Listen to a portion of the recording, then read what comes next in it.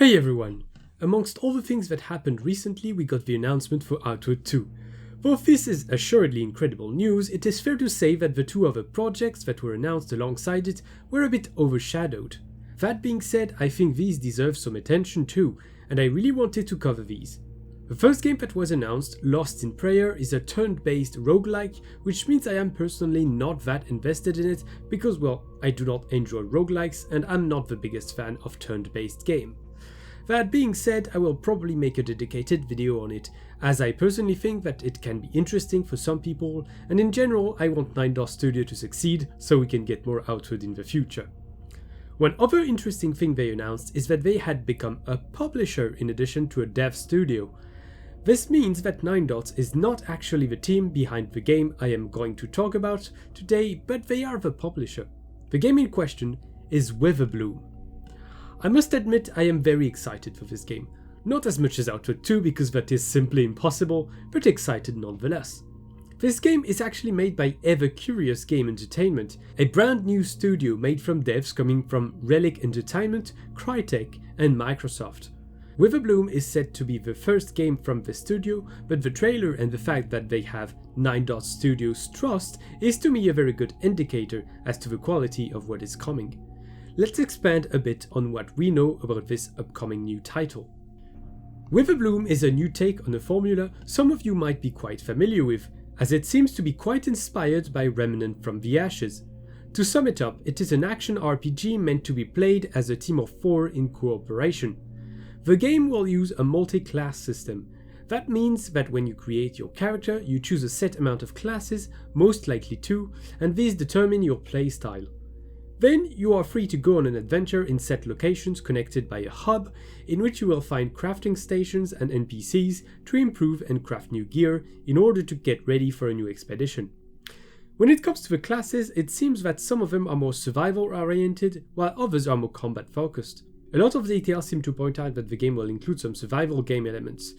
I am not sure how they would implement that in a Remnant inspired game though.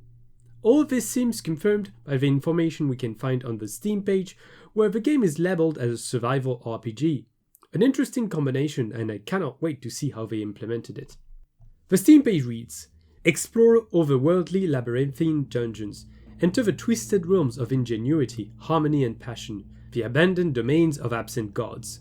Gather loot, resources, survivors and answers. But weigh your choices and decide when to retreat with your spoils. If you delve too deep for too long, death and worse will find you. Endure a challenging mix of survival and combat. Plunder what you can while using your unique combat abilities to overcome the twisted aberrations that haunt these mysterious places. Delve deeper using your survival abilities to succeed against the elements, hunger, injury, exhaustion, and the mysterious withering. In Witherbloom, survival is not a marathon. Each dungeon run is a survival challenge, requiring careful planning and skill to overcome. We know that the devs working on this have been given the base of Outward's code, which would make sense, and in the end it kinda sounds like an Outward dungeon crawler.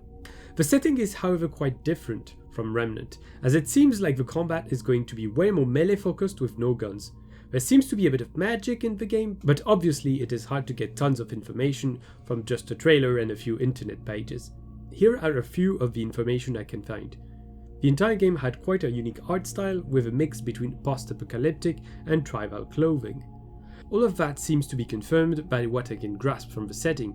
It seems that the narratives revolves around exploring the abandoned places where the creators of the protagonists used to live. As such, the players will be facing a world in disarray after the disappearance of its gods. For some reasons, it kinda reminds me of Dark Souls 3, but this is probably just me. Well, that is all the information I could gather from now.